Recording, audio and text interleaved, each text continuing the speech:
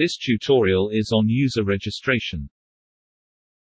First, browse to client's login page. Click Sign Up, located under the Sign In button. Next, to fill in the company information. All items with asterisk symbol are compulsory to be filled.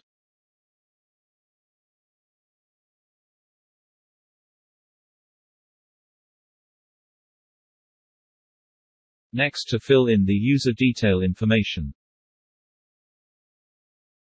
To view the terms and condition, click at the term of use.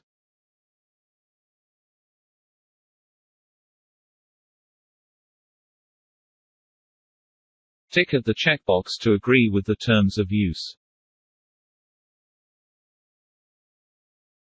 Then click Submit.